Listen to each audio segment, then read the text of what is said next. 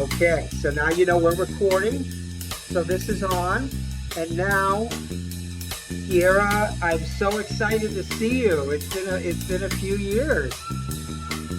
Oh, it's been a while. It has absolutely been a while, and I know that our lives have changed since I've been keeping up with you on social media. My life is much different these days. Yes, absolutely, absolutely. But I'll do my intro here. Welcome everybody. This is the Dave Bean is a C-List Actor Zoomcast with my very special guest, Kieara Kurtz-Williams. And we welcome you. And of course, I don't want to be presumptuous, but I think when I knew you, were you Kieara Williams? I was. So my husband's last name was Kurtz. Uh-huh. And instead of doing your traditional taking of the last name, we Right. actually both combined our last names. And sorry, let me see. Oh, there we go. We actually both combined our last names, and now Right. we have a shared name. It's Kurtz-Williams. it's the thing to do in the olden days. Meaning, when I was a little kid, if you saw like a hyphenated name, you just assumed they were posh British people. You know? Sure, I'll be a posh British person. Yeah, absolutely. But no, so congratulations Thank you. about that. And of course, I see that you also have a lovely little one. I do. Her name's Kaya. She's Oh, 1.5, which is wonderful. crazy. Time is flying. Wonderful. But yeah, she's the best. That's terrific. That's terrific. Now, Kieara, you are heavy duty involved in the theater scene, I musical am. theater world. Yeah. Tell me Specifically, yeah. exactly. So what I want to do is tell me where you are now. Okay. And then we're going to take a little dive backward and just kind of return to where you are now. So what are you doing right Yeah. now, and where are you doing it? So I'm based out of Mesa, Arizona, and I'm so sorry about my voice. We were at Disneyland all week. I saw, and it looked like fun. It was So so good for fun. My you. daughter loved it. But yeah. So I'm based out of Mesa, Arizona. And I am a performer, but I'm also a director and costume designer as well. At kind of all over. I work as a Mhm. contractor. I don't work for a specific theater, but Right. I've kind of just been all over the greater Phoenix area, Right. performing and directing. I just Right. opened a show last weekend that I What directed was and the show? costume designed. What was The the Little show? Shop of Horrors, of course. Great. Great. Fun. Fun. Yeah. Yeah. So yeah, Fantastic. that's kind of where I am. Oop. Okay. There we go. No, I'm so sorry. that's this is, you know what? You're too young to remember, and so am I. But in the day, like in the 40s and 50s, when television first came out, the shows were all live. They didn't have videotape. So, stuff was what it Oh was. my gosh. So this is why I really enjoy this Zoomcast format. I mean, one I did like a couple of days ago, with a very dear friend. My sound on my end, all of a sudden, I'm starting to look like I'm on the space station up there, and she's fine. So I'm like, what, but that's okay. We'll get it all in, and that's also Sounds why good.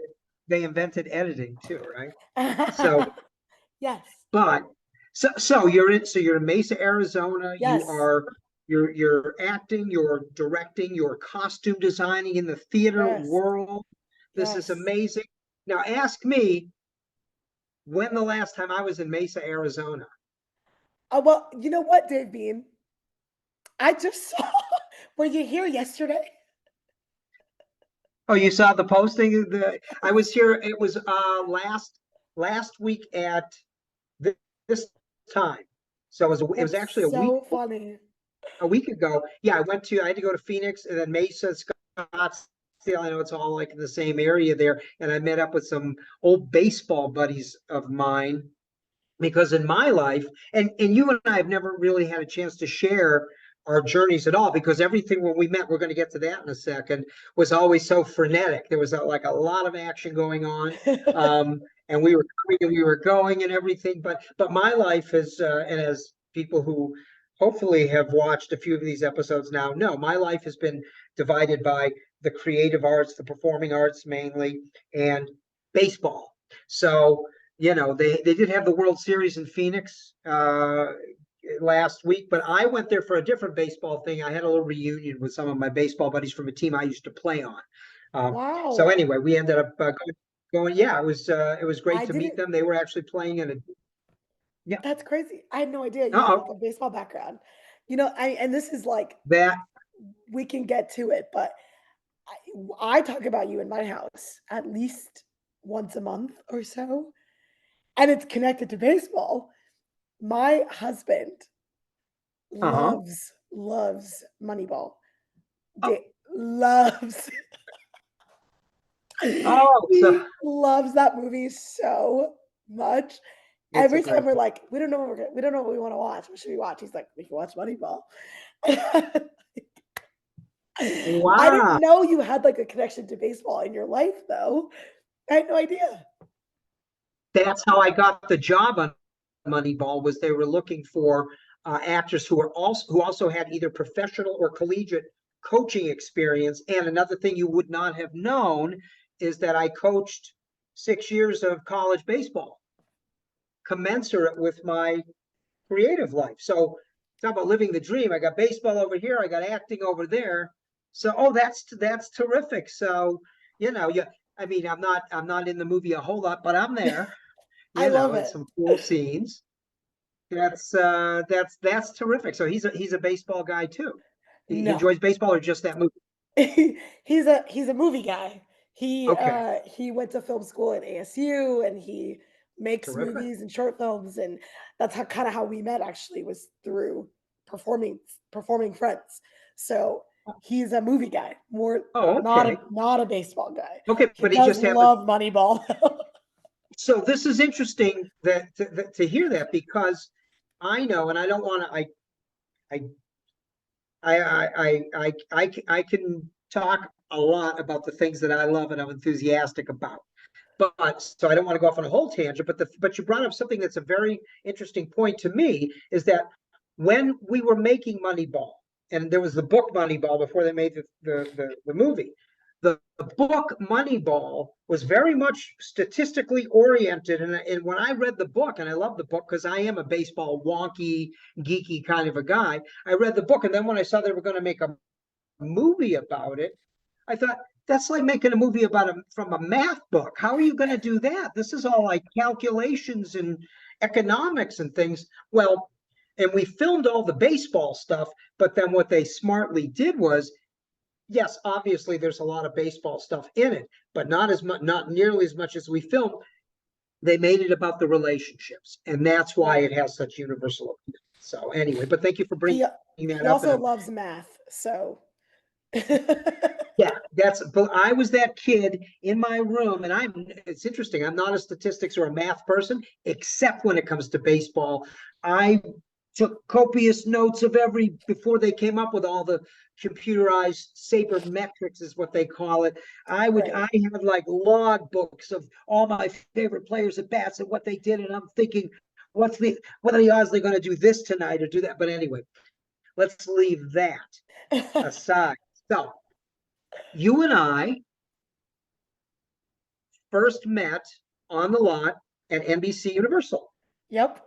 Now, I would not expect it, and I likely don't remember the very first moment, but to me, it's so interesting that I've been blessed on a few occasions with having an instant connection, instant simpatico with some people throughout my life, and you're one of those people. I didn't know you. We didn't come to the studio from anything in common. All I remember is that the first time that you appeared and it must have been like in the green room, and I'm sure I was at a conference table, and maybe I was typing away or something or eating. Those are the two things that I would do there. And all of a sudden, this very charismatic, charming bundle of energy made its presence known to me, and I knew I had to pay attention. Oh my gosh. That is the kindest. That's the kindest thing anyone has ever said to me. It's a really nice way of saying I walked into the room and I was very loud. Um, Your words, not mine. But there are lots of people who come in. There were, as you know, especially, well, in all fields, in all facets, but especially in such an inward facing profession like acting, mhm. okay, where none of us are shy about talking about ourselves. Not, we all want to be heard. We all want to tell our story, right? Very few of those people, and I'm old enough now that I can just say it. Very few of those people are interesting. Very few of those, but most of those people run out of gas. They run out of road after the first couple of sentences. You were and are a very interesting human being, and that's why I paid attention, and that's why we're here having this conversation right now, is because Wow. yeah, it's the truth. Now, you may have not, and I can't like intellectualize it, like what creates that little boom that makes people want to hang with each other? I don't know. I've never delved into it, okay? Do you recall why? Because we weren't introduced. Nobody ever said, this is Kieara, this is Dave. It was just all of a Yeah. sudden, we're talking with each other and laughing a lot. Yeah. So do you recall what that, and you don't have to, it's not a No, quiz. I I'm just, do. I do. I feel like sometimes I can be the loudest person in the room and I don't do a lot of listening. And so a Mhm. lot of times when I notice, you know, certain people maybe are noticing or watching but not vocalizing or participating. That's interesting to me. I want to know what you know. I want to know what you're watching. I want to know what you think. Right. I and so there were just, and in the jobs that we were in, there was also a lot to learn. And I just felt like there are so many people here with tenure that I'm probably making a million mistakes, or, I could be practicing this or that. And people who hired in with me are not necessarily going to be those people that can help me or help me grow, I think. And Right. so I was Right. just so interested in anybody who would who one didn't think it was annoying that I ask a lot of questions or Right. show a lot of interest. Right. And also I think I kind of just gauged it and I said, like, I'm gonna try and Mhm. see if you will share with me. And you were so lovely to me all the time. And you have lived so much life. And honestly, and like, it's funny that you said that I was interesting because I was like, I felt like I was so boring and you were so interesting. And I loved listening. I don't know if you've completed or you're still working on at the time you were working on a script and it just told me all about these characters. And I was, oh my gosh, I was floored by that. I'm like, I've never even tried to write a script. Oh my gosh, like I just felt like there was just so much to learn, and I just loved that you had an enthusiasm to share. So Wow. that's where I was at. Hey, listen, I appreciate your words, and I think that what makes you a great performer and what makes you a great creative artist is that exactly what you just described. And I love the fact that you described it just as a matter of fact. You ask questions and you listen and you want to learn from those who have been there before you, or in this case, concurrently with you, but have like sussed out the real estate a little bit and know what's Yeah. going. Yeah, no, that's just smart. And a lot of people, what Winston Churchill said, I believe it was Winston Churchill who said, "Common sense is not so common." You know, and I have found that to be true. So what you demonstrated, to me, and your explanation is that, and again, not that I'm certainly not any sage person. I have always sought to pay attention to those people who have gone before me in whatever endeavor, whatever road I've gone to, especially if there's someone who looks like they might know a thing or two about a thing or two. And yeah, I spent most of my time on the lot at NBC Universal writing scripts. Probably when I met you, I might have, yeah. So yeah, it's hard to pin down what it was because I was constantly writing. So when I knew you, I had already written an episodic show. I had written, I'm thinking, because you came in a little later. I was there on the lot of 2014. And then I came in summer of 17. Okay, so I was probably writing a script for a movie called Valediction, Okay. which feature film. The previous project that I had, Mrs. Fitzgerald is Missing. And I know anybody, if you're watching a show called, oh my goodness, did I already? Yeah, if you're watching the Dave Bean as a C-List Actor Zoomcast, you will hear a lot about Mrs.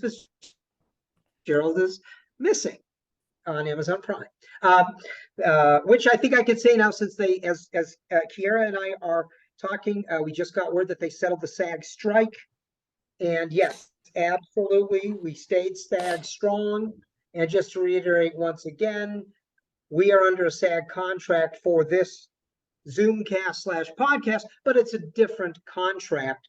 It's not with the big league producers, so it had nothing to do with the strike. And as I like to say, I know it's not with the big league producers because I'm the producer, and I'm definitely not big league. I'm an independent producer. So anyway, so I did the Mrs. Fitzgerald show, and then I started working on Valediction, and we were all set right before the shutdown. The pandemic shut everything down. We had a large sum of money raised to make that film. Had another little side dish of money made to make a short film. So we were going to do these two films. We were just about to start shooting. In fact, I love the date, March 20th, 2020, which was the day everything stopped.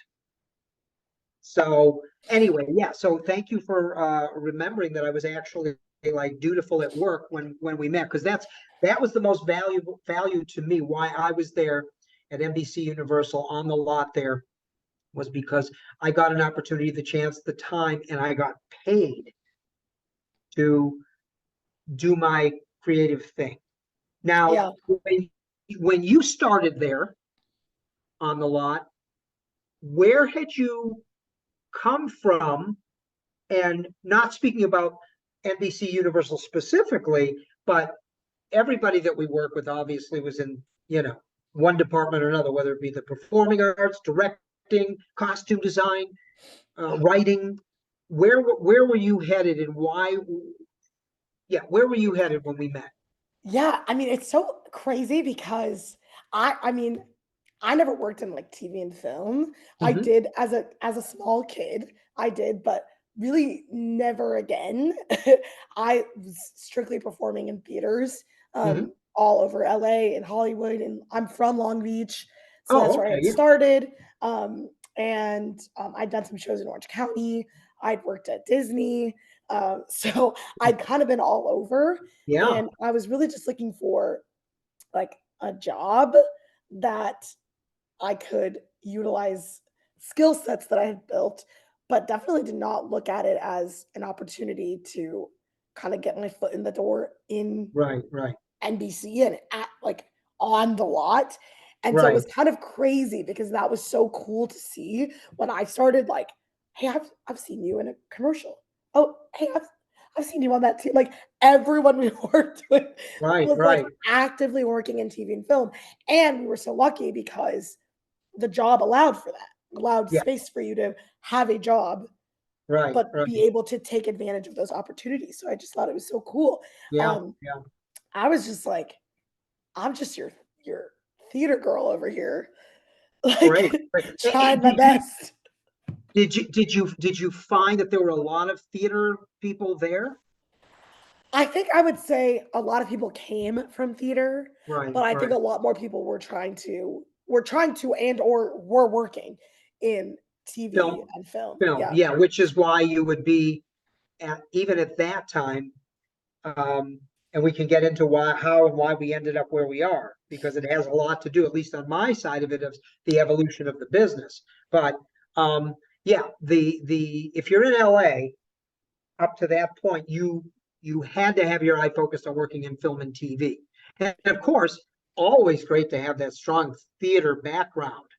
That is people still casting people still want to see someone with the structure and the discipline and the especially if you ended up with a degree in theater. You did it from start to finish, so what that journey is like, and to be able to take that same artistic journey now and put it in the professional arena, whether you're going toward theater or whether you're going toward film and television. It tells a lot about you as somebody who casts and somebody who produces. um, I can tell you, the old timey stories about Lana Turner being discovered at the malt shop at Schwab's on Hollywood Boulevard. Not true. More likely true back in the olden days, but definitely not true.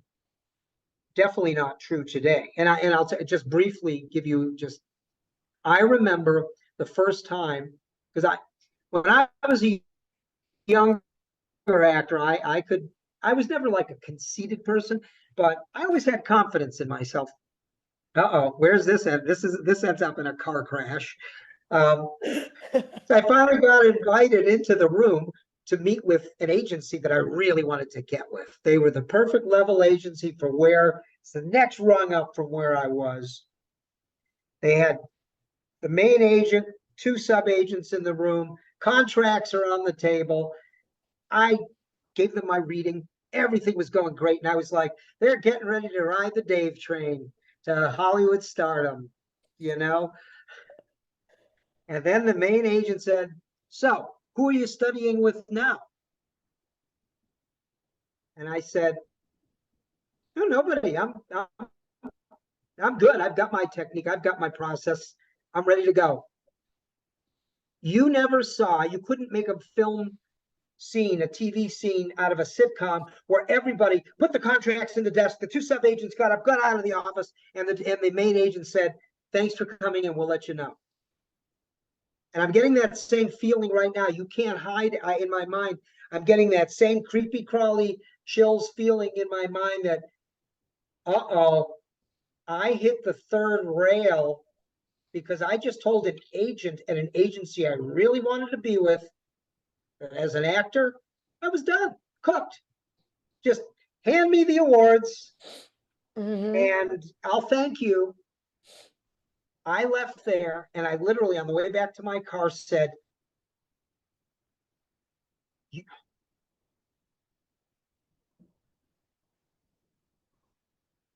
you will never,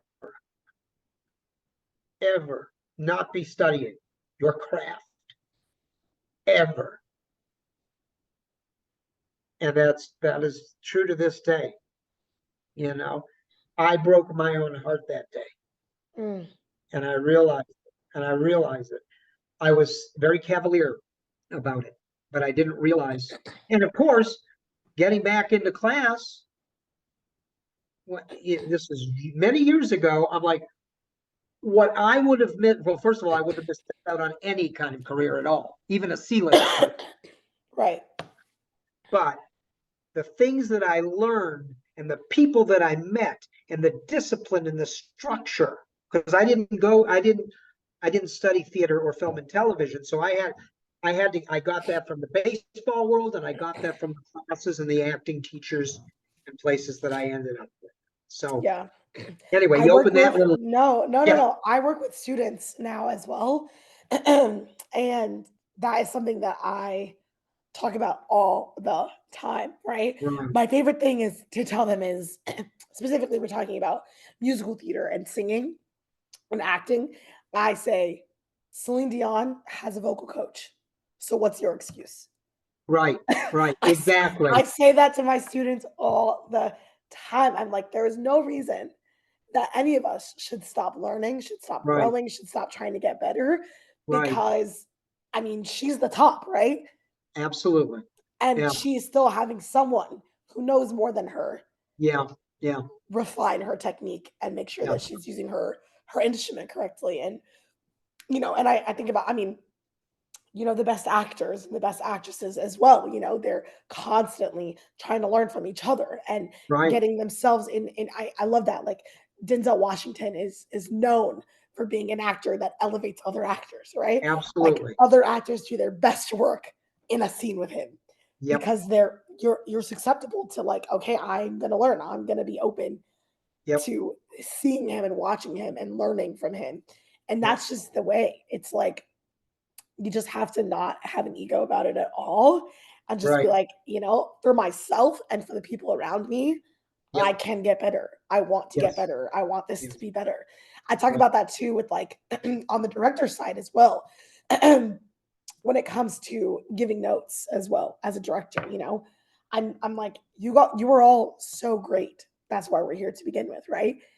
You auditioned, you got cast in the show with me, and you're all great. It's my job to see the whole picture of the whole show and to bring you from great to incredible, from incredible to amazing, from and beyond, right? And that's why you're constantly giving notes and you want to be receptive to them and take them and not just apply them to yourself in this particular thing, but forever. I talk about like vocal notes as well. I tell my cast all the time, if one person got a note, everybody got a note. Because maybe that's not specific for you right in this moment, Hmm. but maybe that's going to be a note for you a year from now, 6 months from now, even when you're Right. working on something else and learning a technique. So I'm just huge on that. Like I'm always just humbling, trying to be as humble as possible in every space that I am in, but also every opportunity is an opportunity to grow and to learn. So I'm big on that.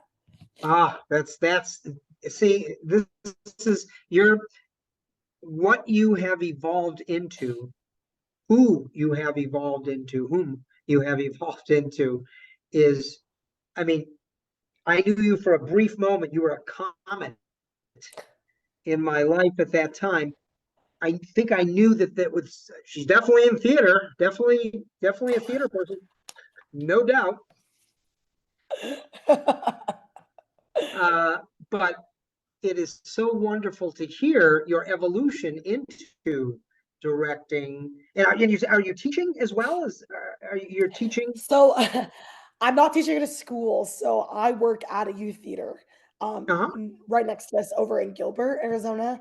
And so they have classes during the week for audition prepping and improv and all that. Right. So I work there during the week, but I also am actually going to be directing for them in the spring. So Mhm. I've worked on a couple of things with them with students, just getting geared up for that. So, yeah, by the time this comes out, I think it'll be announced. So I can talk about it. But yeah, I'll Right, be right. directing a production of Sweeney Todd there with their teen program. So it's Wow. 14 to 20, ages Beautiful. 14 to 20. So, and it's honestly my favorite. I love working with kids. They're just Yeah. like sponges, and you can just get Yeah. them to try new things so much better than you can with adults. Right, right, And right. yeah, so it's just so fun. But it is like curriculum based, and they are able to learn and get skills that they need to then, when they are aged out of that, to go and audition at larger theaters that will also cut them a check too. So Wow. that's kind of like the big upside there. So I love it though. Fantastic. I mean, you are, I once, when I'm trying to phrase this, somebody said, well, how do you know if or when you've made it? And it isn't, to me, it's not predicated. We'd all like more money. We'd all like to have Sure. great. Okay, so if you put that aside, we'd all like our own show on a major network or cable. Right. So if you put all that aside, okay, how do you know if you've made it? My definition was, and again, it's just something that occurred to me, that when I got to the point where pretty much 24/7, I was surrounded by creative people involved in creative endeavors. And that the exception to the rule was when I wasn't doing something creative or I wasn't involved with creatives. So to me, that's the definition of success. And it sounds to me like you have reached that level of success, which, as we know, is a very difficult thing to do at any level in our field. Yeah. So you are doing that, and you're also, I mean, it seems trite to say, but shaping and molding the minds of the performing artists for the next generation. I mean, what a great thing, So congratulations to you. Thank you. Yeah, Yeah, I think for me it's like I always pictured it so differently, right? Like yeah, I'm gonna be making so much money and I'll be able to like not have a real 9 to 5 and just work right. in theater, but that's just not realistic for where we are Yeah, today. yeah, Um, but for me, it's like when I start getting phone calls and emails and texts asking for me to join, saying, "Hey, right, I would love for you." It's not right, me, trying to find a job or trying to get a gig or right, whatever. It's like now I'm at a really good point where, I mean, I always have said to myself, I want to be a person that is spoken highly of in rooms that I'm not in. right, And it has really kind of come to that where people are hearing about me, having never met me, and want to work right. with me and are reaching out to me. It's so lovely. Like, I have really been enjoying it because I mean, Yes. I'm pretty much booked out until next summer, which is Isn't that great. great? It's so nice. Isn't But that yeah, great? it's like, and even when I walk into audition rooms as a performer, it's so nice to know, like, hey, oh, I saw you in this show and you were amazing. Oh, wow, thank you. And oh, and Right. didn't you direct this show? We loved it. Oh, yes, I did. Thank you so much. Like, I don't know. It's just been like such a cool experience to be on this side of it and, Yeah. being offered to teach classes and being offered to speak at local schools and Brilliant. being offered, positions on boards. And I mean, it's like, it's just really been like really nice and really cool to Yep. be on this Yep. side of it and feel like I am making a difference in this community and Yeah. taking what I've learned from LA and Long Beach and bringing that here. It's cool. It's brilliant. Really brilliant. Well earned. Well deserved. No two ways about it. And I have to tell you, in all hubris, what it tells to me is that I'm a good judge of these things. Because look, I really am. I am going to be, after we're done with this, I'm going to be walking around the room saying, "Yeah, I know my shit. I do. I can pick them. I can pick 'em." I love that. Yeah, it's the truth. Like I said, so you just get a sense, you just get a vibe, and it just makes me feel so good. And absolutely. Now, in more recent times, so when did you move to Arizona? When did that happen? Yeah, I moved here in 2018. Okay, Like the very end of 2018. so really quickly after you were at NBC Yeah, Universal, then you moved to Arizona. about a So year and a half after. yeah. Yeah. Okay. So that was before the pandemic and all that sort of Yeah. stuff. Okay. So, and it just sounds like you're thriving there, which is amazing. And you definitely rode and are continue to ride the wave of the new reality, which is now back up. And again, I might be repeating, but it's to folks from other episodes. Um, when I left, when I graduated college, and you when you if you want to work in film and television, you had no choice. If you wanted to work in film and television, you had to move to Los Angeles. That was it. If you wanted to work in theater, you had to start out in New York. That was it. So I had a choice to make, and I went with, since I mean, I certainly done theater, straight theater, never the musicals I was in. They always ended up cutting out my songs and my dances. I'm not kidding.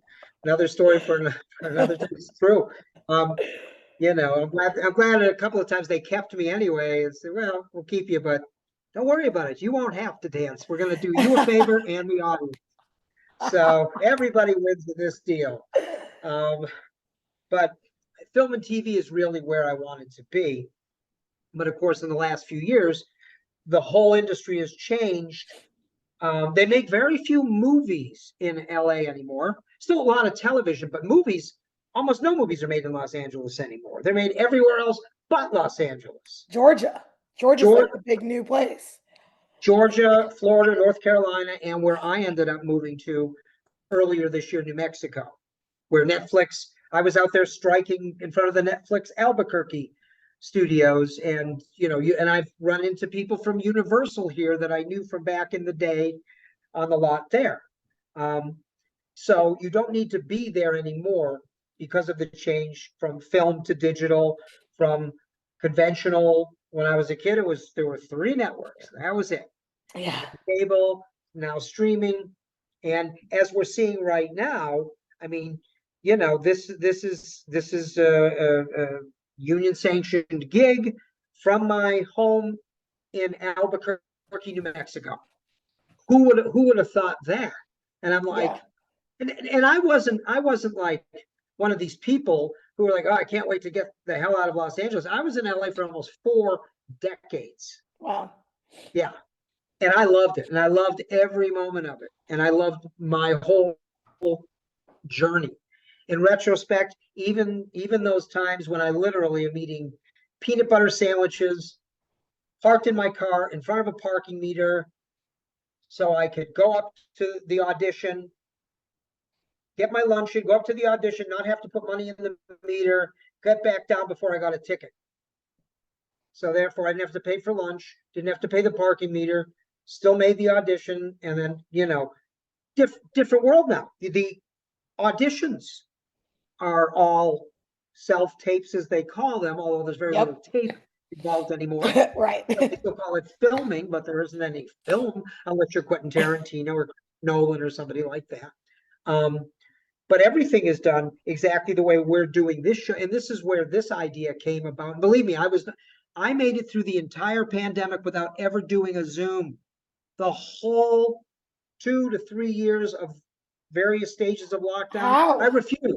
I refused. And like you, I've been very fortunate where I did, again, without ever making it to the A list, but firmly entrenched in my C list, sometimes the B list, if those lists exist, but in my mind they do, where people would want me to participate. And I was always grateful for that they wanted me to. But when I was invited to participate in table reads or plays, or we're going to film this all on Zoom and then put it together, I turned everything down. And I'm at this point, I'm glad I'm okay that I did. It wasn't until after the pandemic was completely over. Again, COVID is still with us, but the lockdowns is what I'm referring to.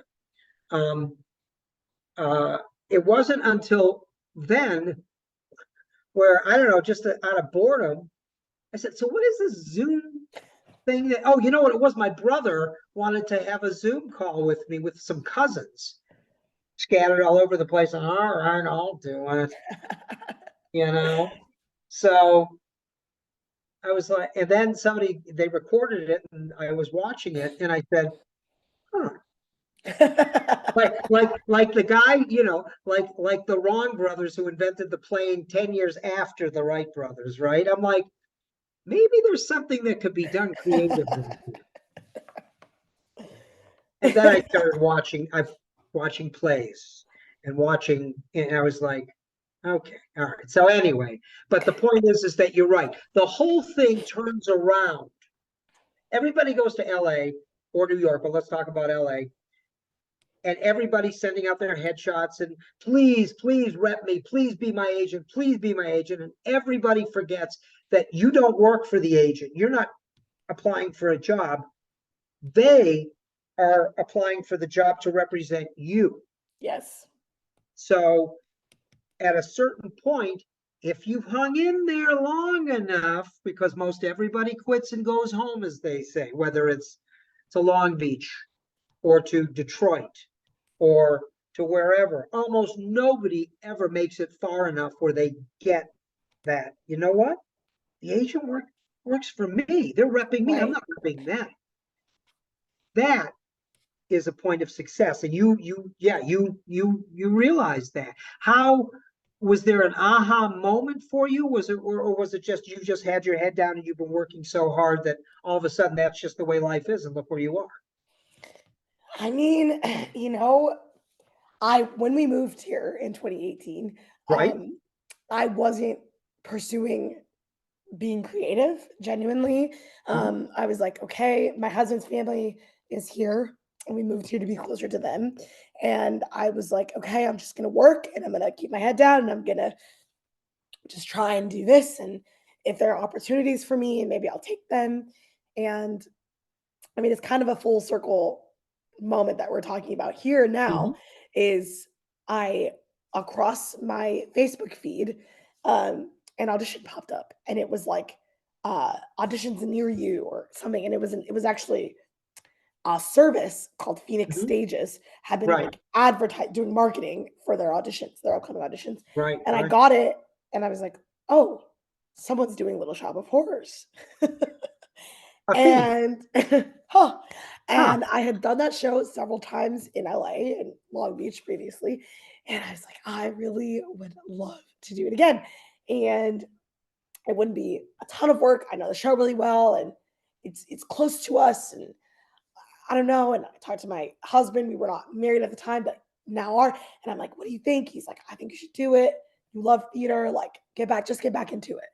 I was like, "Okay, great. I will."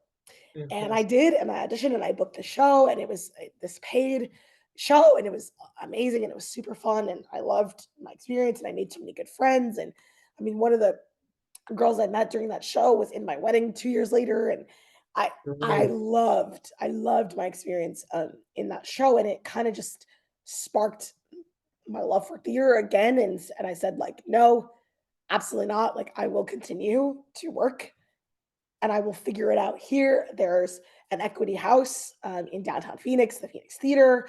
There's a Right. couple of regional theaters, and there's tons of community theaters, Right. several youth theaters, places to work here. There are. Yeah. I just Yeah. have to find them and I have to try. And Right.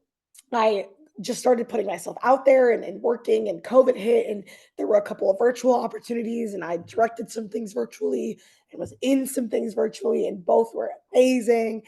And when we opened back up and theater started doing shows again, I immediately hopped on my first chance to do so, and Right. that opened up so many doors for me from the people that I met in that experience. And yeah, since then, basically at the end of 2021, it was kind of just like I'm on a roll. I'm going to do this.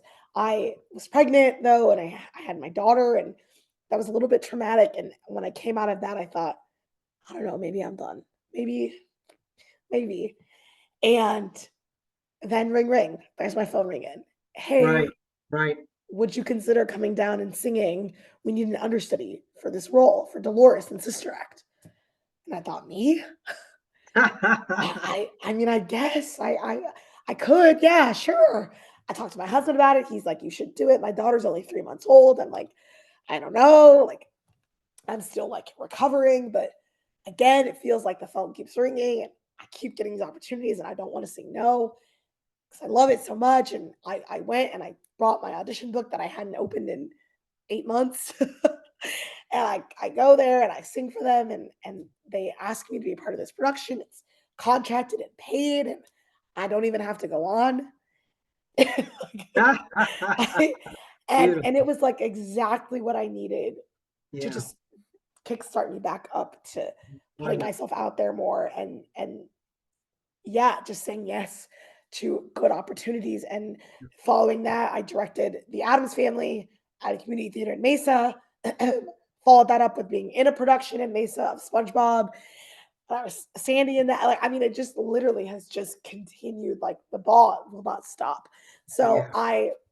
yeah, I mean, it's just like one saying yes, um, but I think just also, like I said, I just really fall back on the fact that like I've really tried to be a person that people want to call and people Right, want to ask to come and people right, want to have in the room so right, that those opportunities continue to come to me. right. And so, yeah, that's That's really how it's all kind of crumbled. That's great. I mean, it's so, listen, it's inspirational for me as as a guy who's been at it for a long time. You've reinvigorated me. Not that I ever really need it. My head is always, you know what I mean? You know what I mean. You're somebody who, and this is again why I feel that simpatico with you, is that I don't know. I was touched in the head as a very small boy, and it's never left me. I don't, I never, my head is always in the game, and I never have to really, I have to tell myself not to, you know? That doesn't mean that I always have gainful employment at some, Right. but it, Right. right? But what it means is that, you know, in this creative artistic soul that I was blessed to be given, well, it's my soul, and it's obviously in your soul. And this is, see, now you're helping me. I almost feel like it's a great therapy session. You know, it's like now I'm I'll send starting you to, a bill. yeah. Wait a minute, I can't hear you. We're not on anymore.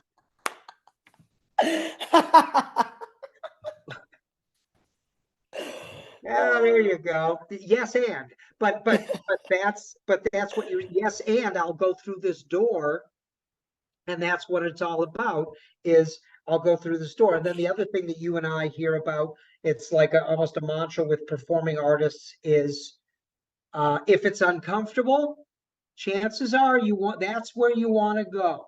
Yep. You know, Lean that's in.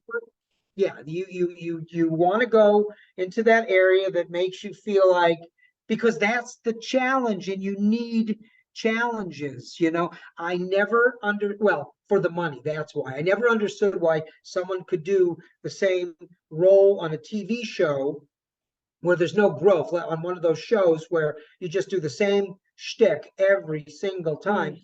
And ultimately, it has to be the money. And I don't know. I've never been offered that kind of money, so I don't know if I would be wooed. But I'm like, no, no, no. I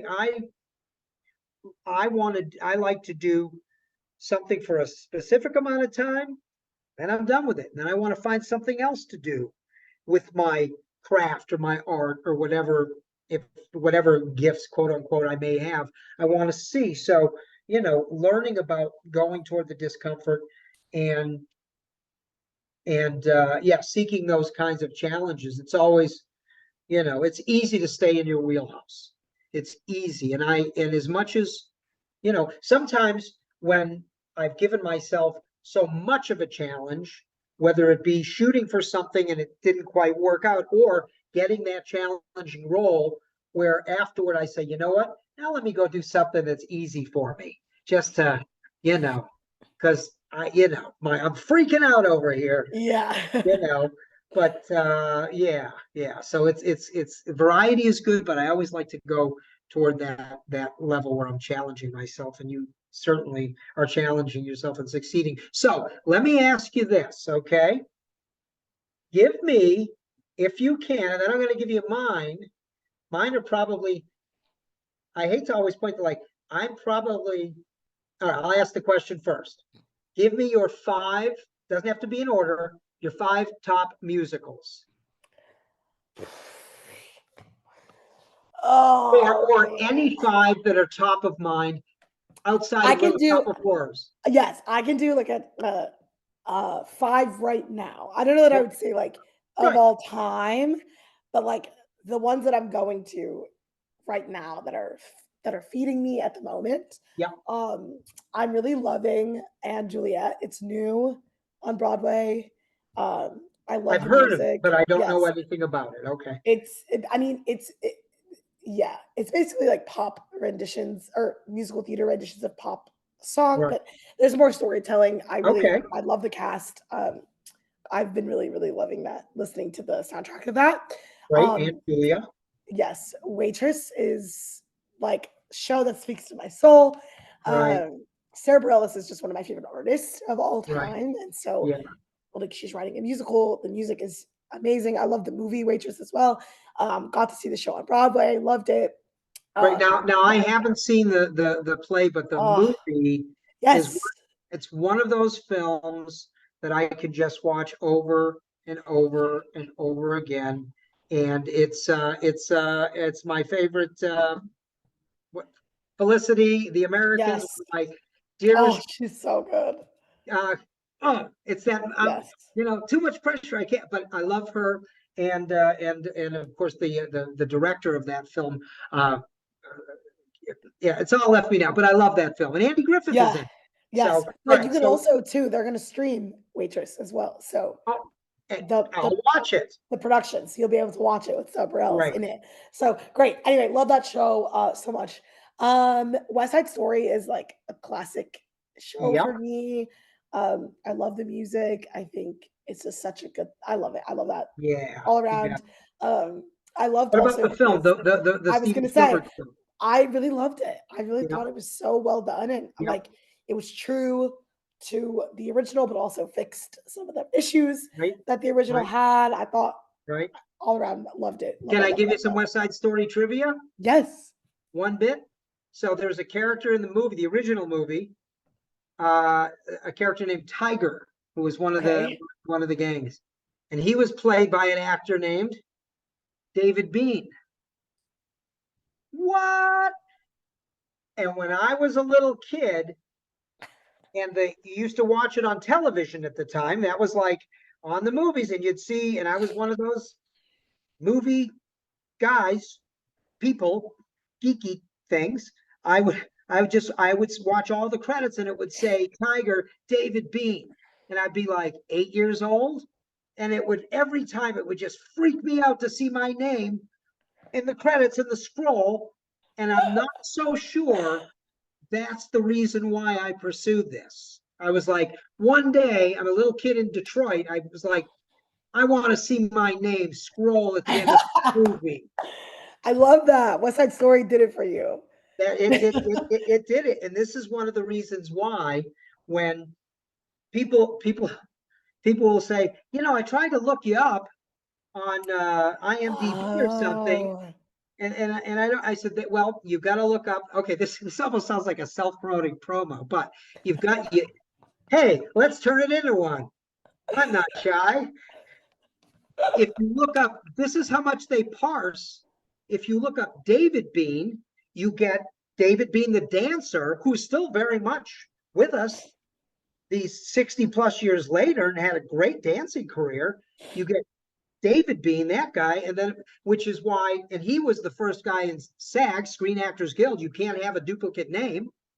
So when I went to join SAG, they said, oh, the name David Bean is already taken. And I said, that's okay, because nobody ever calls me David except my mother. I'm Dave. So I got that. But anyway, but West Side Story I always, love that. yeah. So that has a Oh my special place in gosh. my heart. I've auditioned for West Side Story a number when I was younger, never got it. Never. Again, the singing, the Probably something to dancing. do with the dancing and the singing. Yeah. So, but I was like, what about Officer Krupke? What Oh, about oh my him? And gosh. That's they were so like, fun. like every other audition that you don't get. You were great. Thank you for coming in. Anyway, okay. So West Side Yes. Story. What else? What else? I would say I think that was 4. Is that 4? Juliet Waitress. We don't even have to count. There's That's nobody. fine. I would Yeah. say if I had another one top of mind, always on my mind is Urinetown. It's I Heard of feel it? like Heard it's of it? not talked about enough. Right. I feel like it's very underrated. Right. But it's a really good show about Yeah. how capitalism affects us all and Right. what Am I correct in that the poster that I recall in my mind is like a beaker with yellow liquid and a cross? yes. Okay. All So right. it's essentially the story is post-apocalyptic time Right. where there's no fresh water. There's no Yeah. water. Yeah. And so the government starts to kind of regulate water usage. And one of the ways they do that is by taking away private toilets and all water supply to your home, essentially. Wow. So there's a public toilet and you have to pay to pee. And it's this big kind of thing. And essentially, though, there are the people who manage the public toilets have private toilets. Right. But Oh, of course. yes, and so it's Oh, kind of just a story of like this poor town and these rich corporate people and yeah. love between the two and what are you willing to do and lose Yep. to fight back against Yep. capitalists, and it's Yep. such a good show. The music is so good. It's a little Wow. bit silly in Yep. Yep. parts, and also it is a show about pee. So Pee happens. lots of pee puns. Yeah. Yeah. Yeah. But it's As an so older man now, as an older male now, I know lots about peeing. Lots and lots. So but it's so fun. And on the other side of that, there are so many roles for so many different kinds of people. And great. so I want to produce it. I want to direct it. It's I love it so much. Well, So maybe I it'll know I'm like happen. in my future, please. Hey, But yeah, it's so good and so fun. And I love that show. fantastic. It is, again, your enthusiasm just revitalizes me. And again, and it's not that I need it. I am vitalized. I am gruntled. I am not disgruntled. But you raise my enthusiasm to a whole new level. Let me give you my musicals, because I have a very narrow band. Since I'm more of a straight play kind of a guy, Yeah. Arthur Miller, Sam Shepard, Aaron Sorkin, To Kill a Mockingbird, that sort of thing. So I haven't seen To Kill a Mockingbird on Broadway yet, but I'm sorry that I missed it with my hometown guy, Jeff Daniels, Oh, and now Richard Thomas. I think he's, as we're talking right now, is still. I would love to see that. It's been way too long since I've been in New York, clearly. oh. But so my musicals started with the first musical that I ever saw live in person was Jesus Christ Superstar. Love that because, of course, it was rock and roll, which means that in the first one that I ever saw, and then I was in a very small, chorus role as a real young guy, was Godspell. Oh. And I'll go on YouTube just to watch the song Day by Day performed by the original cast. And Victor Garber is in there, and he's been a Broadway stalwart for in television and film for 60 years or whatever. So it's to see him in Godspell from like 1969 with this long flowing hair, and know that these days we mostly see him as judges and lawyers. Right. It's incredible. Fun. What I do love, though, parenthetically, is and I can't remember her name offhand right now. I always forget, but the woman who sang Godspell in the original Broadway recording, she's mesmerizing performing it. She's mesmerizing singing it. She ended up leaving Broadway and becoming a district attorney in New York and a crime mystery novelist, very successful. I've been to her Facebook page. I'll watch her sing Godspell. I'll go to her Facebook page and I'll go, Wow. it blows me away that she's had that level of success in two vastly different fields. Although I guess being a DA, you're on stage when you're in court. But anyway, it blows me away. Okay, so Jesus Christ Superstar, Godspell, then everybody's favorite from 1978, Grease, because of I'm actually directing Grease in that's December for a fantastic. 24-hour theater experience. Wonderful. So Wonderful. I'm going to cast it, direct it. They're going to learn the music, Beautiful. the choreography, and we're going to perform it all in 24 hours. I love Grease. Fantastic. Grease was the first ever movie musical I ever, like, I'd never seen it, but it was my wow. mom's favorite. Yes, She of course. loved it. And it was the first musical I ever saw. Yeah. Well, Grease is the word. Okay, I said that. Freshman year, the dorms, Eastern Michigan University. One of the hot songs from the movie Grease and the play Grease is Grease Lightning. I don't know if it's in the play, but in the movie, go grease lightning, da, da, da, da, da. Well, this was like the first week we're freshmen, and we went to the girls' dorm in the courtyard. Somebody got all of their attention and told them to look outside, girls, at a certain time. And there were like 20 or 30 of us guys, and we did a whole thing of a chorus line of Grease Lightning, singing it to the girls. Oh my gosh. And that's the first time I realized, you know what? There's nothing I'll embarrass myself to the fullest. I must be an actor. There's no shame here at all. Love it. Yeah, the Hair. I mean, the film and play Hair, which did you know Megan Ryan King? Did you ever meet her over at Universal? Anyway, Meg Ryan King was in Hair. She's worked on my show, but she was in Boardwalk Empire, but she was also in Hair on Broadway. So, yeah. So when I met Megan Ryan King, and I saw, as I was, having an opportunity to work with her, I knew her film and TV stuff was pretty impressive. But when I looked, wait a minute, she's like been in like 4 or 5 Broadway shows. Wow. And so, anyway, and then the last one I'll cover on my list is actually not a play, but it runs totally against what most people who know me in my life, they are jaws drop when I say how much I like La La Land. Now, I'm not a fan, but I know I know that people like it. Right, absolutely. It goes totally against my sensibilities.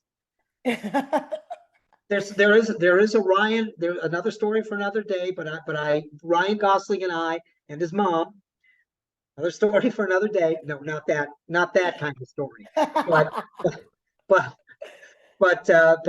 Ryan and I spent some quality time together when he was a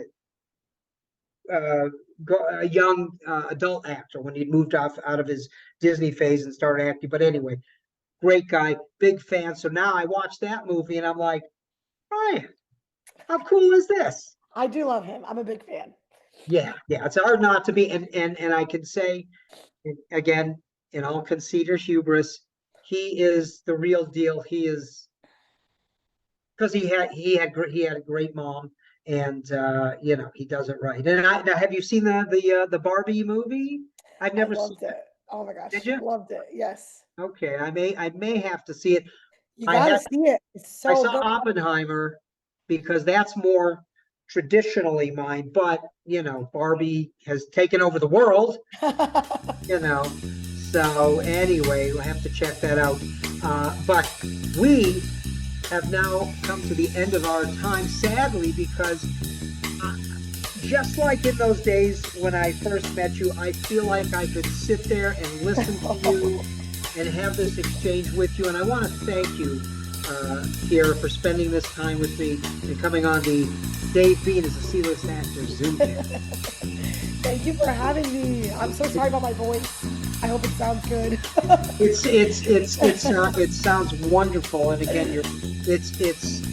your passion and your enthusiasm is touching and overwhelming and inspirational. And any of our people who are watching, and I believe that what this Zoomcast would appeal to would be to people who are interested in the performing arts, whatever area you want to get into. And if you just listen to Kieara's story, it's real. She has a life in the performing arts. She has a wonderful family. It could be done. It could be done. So with that, I'm going to, as you do at the end of a Zoom, the very sad searching for the end of the Zoom red button, and I'm going to press it right. Thank you so much, and we're going to talk, and I'm going to see you soon, I hope, in person. Yes, okay? please. All right, and bye-bye. And bye-bye. Where's that darn... here.